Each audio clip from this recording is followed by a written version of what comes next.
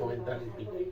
Ya empezaba a importar ya no solo qué consola era o si era menos o menos potente, sino también la marca.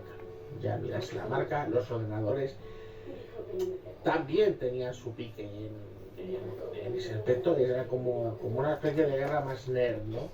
O sea, el que tenía el Commodore, el que tenía el Amstrad, el que tenía el Spectrum, pues eso se ha llevado también a las consolas. Y bueno, de esa generación, a mí es la que más me gusta. Es lo que se llama la generación de Unity Servir, a mí es la que más me gusta. Porque yo creo que fue la última generación en la que se priorizó la jugabilidad a todo lo demás. Ha sido un salto técnico bastante importante, los juegos ya se veían mucho mejor, ya se le iban dando más tramas, mejores detalles, mejores bandas sonoras, mejores todo, pero todavía se seguía priorizando lo que es el juego, que es lo importante. La parte jugable es lo más importante del juego, eso no me cansaré nunca de decirlo. Un juego sin jugabilidad es una película, te sientas y lo ves. O sea, la jugabilidad es lo principal en un juego. Y en esa generación yo creo que fue la última en la que se le dio prioridad por encima de todo lo demás. Ya a partir de ahí fue una especie como de carrera por los gráficos o por las cuestiones técnicas, y como que la cosa jugable fue pasando a segundos planos, ¿no? O sea, muchas veces era el burro grande ande o no ande, y más bonito lo que fuera, pero a lo mejor ya no tan jugable. Yo creo que esta generación de 16 bits es una de las más recurrentes cuando la gente quiere volver para atrás, ¿no? O sea, es una de las que más poder de atracción tiene a los usuarios. Aquí no te viene alguien y te dice esto ha envejecido mal o lo que sea, o esto ya es muy viejo para mí. No suele pasar eso. O sea, incluso gente que no las ha vivido es ponerse y jugar, porque son juegos muy bonitos, que entran muy bien por los ojos, por todos los sentidos prácticamente. Bueno, por el gusto no sé que te puedas chupar el cartucho, que no debéis hacerlo, pero bueno, o sea, el sonido, los gráficos, todo. Y sobre todo es ponerse a jugar y ¡pam! Diversión directa. Era lo mismo que presentaba el arcade, pero en tu casa. Y ya empezaba a haber pues, experiencias más serias para el que quisiera jugar solo. O sea, unos RPGs ya bastante densos, con sus historias largas, más profundas, con detallitos más jugosos. O sea, yo creo que esa generación, sobre todo a nivel de calidad, porque esa rivalidad de tú a tú, que no la hemos vuelto a tener esos niveles, ese nivel de tú a tú de estar las dos compañías a un nivel bastante parejo. You probably think that's totally over the top, but let's be honest, it's made for this.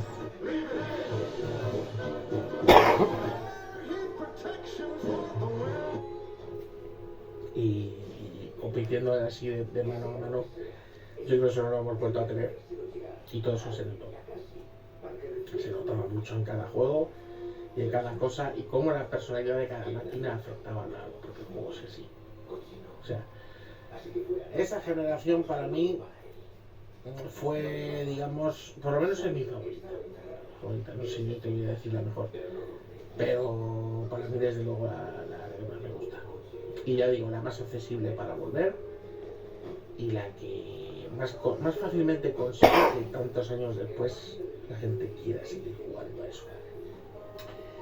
Y luego tenemos el salto enorme y brutal al que podríamos llamar los 32 bits, o sea, la siguiente generación, que yo creo que aquí cada vez es más unánime lo de que está de acuerdo en que es el mayor salto generacional que ha habido. O sea, eso era una cosa muy bestia, muy bestia. O sea, precisamente ya no solo una cuestión gráfica, porque sí, ya de por sí las 3D revolucionaron tanto algunos géneros que prácticamente los convirtieron en otros géneros. Y todavía hoy en día hablamos de juegos de plataformas en 2D o en 3D, juegos de lucha en 2D o en 3D. El género de la conducción, por ejemplo, fue una explosión lo que tuvo ahí. O sea, estamos hablando de un terremoto en algunos de los géneros principales, Ahí empezó el boom de los FPS también, de los juegos de tiro, no de los FPS, sino de los first person shooters, los Doom, estas cosas que vinieron después. Todo ese tema fue un salto brutal. Ya evidentemente se buscaba un público más adulto. Si os fijáis, iban persiguiendo los que habían crecido con los 8 bits, luego adolescentes los 16 bits, ya más adultos. Decías, no quiero perder el público que ya lleva jugando de antes y quiero además reclutar público nuevo. O sea, yo sé que los críos nuevos que vayan llegando van a venir a jugar, pero lo que quiero es que vengan también los padres. Y ahí empezaron también los juegos a tener más ambiente cinematográfico, tramas más complejas, a darse prioridad a géneros que, bueno, pues este es el momento tampoco, bueno, estaban muy cuidados, como el de terror, por ejemplo, simplemente. Cosas que eran más propias del cine, traerlas al tema de los juegos. Las bandas sonoras ya con el tema del sonido real, ya ni chiptune ni gaitas, pues lo que es hacer una banda sonora que era la que envidiana de la película más taquillera del momento. Eso fue un salto brutal a nivel técnico, jugable y demás. Porque bueno, o sea, también se evolucionó también el concepto jugable con ese salto a las 3D. A lo mejor se perdieron un poco de jugabilidad, no te voy a decir que no. O sea, a lo mejor algún género o de ese rollo arcade se hizo a lo mejor un poco más complejo, pero seguía siendo jugable y seguía siendo divertido. Y bueno, claro, a nivel técnico, estamos hablando del despertar de las 3D. Hoy en día mucha gente pues le dice que aquello envejeció mal y no quieren, ¿no? Les pasa un poco como les pasa a la gente con los 8 bits, con el tema de los 8 bits. A los 8 los 16 bits, los 16 bits sí, pero los 8 ya no los quieren. Pues estos primeros 3D entonces echar un poco para atrás, ¿no? Ya prefieren de la siguiente generación en adelante. Pero bueno, eso ya depende un poco de cada uno también, ¿no? Yo ahí no tengo problema, yo recuerdo con bastante cariño esa generación. Como para mí fue como un punto aparte. O sea, lo que decía antes de que casi había dos géneros ya, el de plataformas 2D o el de 3D, pues es como que había como dos tipos de juegos, ¿no? Los que eran hasta ese momento, lo que había salido hasta ese momento y lo que vino después. Para mucha gente realmente ahí fue un punto de inflexión. Yo he conocido gente que dijo, pues es que a mí los juegos dejaron de gustar a mí. A la gente que le ha pasado. Llegaron el tema de las 3D y a ella no les interesaba tanto. A ellos lo que les gustaba eran los píxeles, las 2D, los sprites. Y no se corte, o sea, fue un cambio tan grande que hay gente que ni siquiera supo o no quiso directamente adaptarse. Era casi una cosa distinta, como un reempezar básicamente. Que luego, gracias a la siguiente generación, lo que yo llamo la curvatura del polígono, igual que los 16 bits fueron la curvatura del píxel, los llamados 128 fueron la curvatura del polígono, ¿no? Vamos a coger lo que está cuadrado y lo vamos a redondear un poquito. Y ahí parece que la gente es más cercana a volver a jugar esos juegos, ¿no? Como que ya no te dicen tanto el envejecido mal, no te repiten tanto.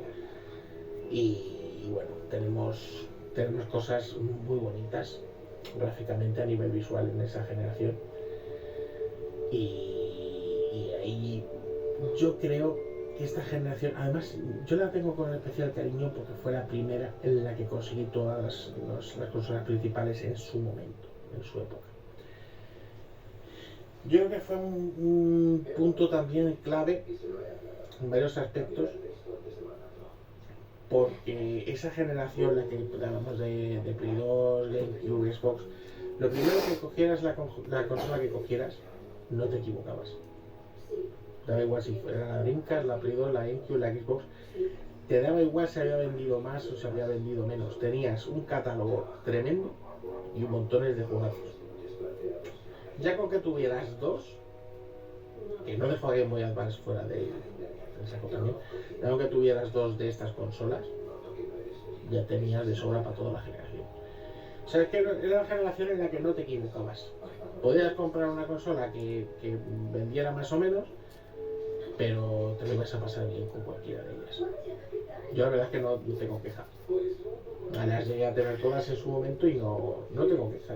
Cada una me dio unas cosas y me atrevería a decir que yo creo que fue la última gran generación de consolas que tuvimos.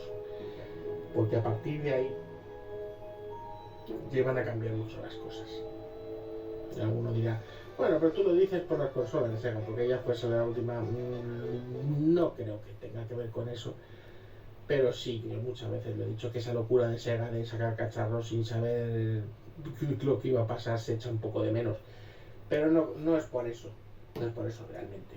O sea, esa generación, la llamada de los 128 bits, para mí fue la hostia y fue la última en la que teníamos precisamente ese concepto del que hablaba antes, de tu consola, ir a la tienda, comprar el juego, ponerlo y ya está. Lo que veníamos desde Atari 2600, eso se acabó hoy. Se acabó ahí. Y él, no, si yo todavía lo seguía haciendo. No exactamente igual.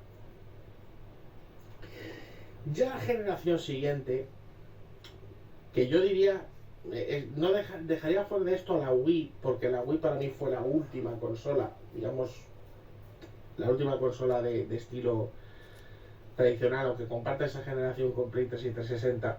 Pero claro, es que el caso de Wii, yo creo que Wii hizo el uso correcto de lo que se deberían haber usado las funciones online de la consola, a nivel de parches, a nivel de actualizaciones, a nivel de DLCs y a nivel de juegos digitales. O sea, yo creo que Wii ofreció un equilibrio correcto. A Wii se le pueden recriminar muchas cosas de potencia, lo que tú quieras, pero como máquina es la hostia. Y tiene un catálogo tremendo, espectacular, con un montón de juegazos. Y tiene ese equilibrio, ¿vale? En lo que tienes que usar. Es decir, hay pocos juegos de Wii que necesiten un parche. Se salían ya cuidados y si se les colaba algo gordo, pues tenías la opción de parchearlo. Pero eso era algo como más recóndito. Había algún juego con DLC, pero no era la costumbre, era siempre como algo añadido, ¿vale? Había juegos digitales, pero eran siempre cosas en plan indie.